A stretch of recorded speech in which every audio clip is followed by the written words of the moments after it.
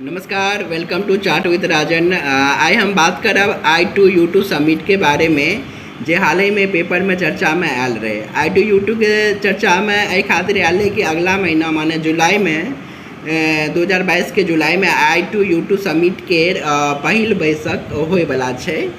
और जानी कि आखिर I2U2 की छियै।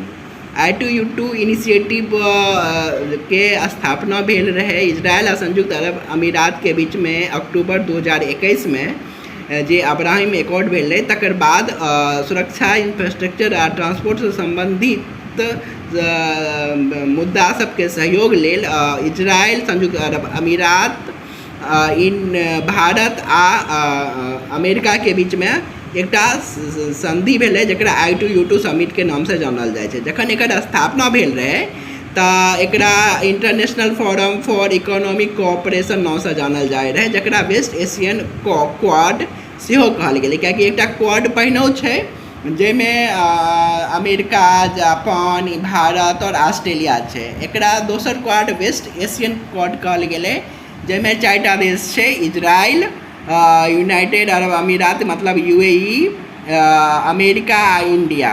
और सबसे मेन गप छै कि जे चारू देश छै, एकटा के अहाँ ज्यूइश कंट्री कहि सकै छियै, एकटा के मुस्लिम कंट्री कहि सकै छियै, एकटा के हिंदू कंट्री कहि सकै छियै और एकटा के क्रिश्चियन कंट्री कहि सकै छियै। मतलब जे दुनिया के सबसे मेजर धार्मिक इंस्टीट्यूशन छै, धार्मिक धर्म सब छै, तकर एकीकरण सेहो कहि सकै छियै। सबसे पैघ गप छै कि एकर की इम्पोर्टेंस छै। I2U2 इनिशिएटिव एकटा नवका ग्रुपिंग छै इजरायल, अमेरिका, भारत आ UAE के बीच में। एकर I2U2 नाम क्या पड़लै, सबसे पहले ई बुझियो। I2 माने भेल इंडिया आ इजराइल, I2 माने इंडिया आ इजराइल, आ U2 माने भेल USA और UAE। तैं एकर नाम पड़लै I2U2, मतलब I नामक दूटा देश आ U नामक दूटा देश। तकर बाद एकर सिग्निफिकेंस की छै, आई ग्रुपिंग के सिग्निफिकेंस की छै। पूरा दुनिया में आई ग्रुपिंग के चर्चा भए रहल छै, तऽ आउ जानी कि एकर सिग्निफिकेंस छै।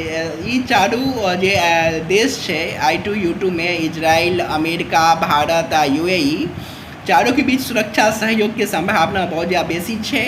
और एहि ग्रुपिंग से चारू देशक बीच सुरक्षा सहयोग के संभावना के ताकल जेतै आ एक दोसर संगे सहयोग कयल जेतै।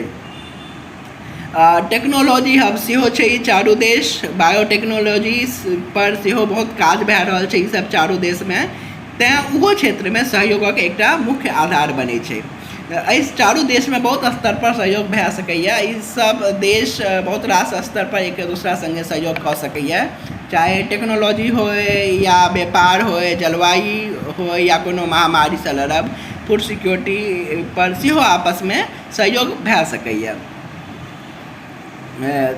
आइ बस एतबे।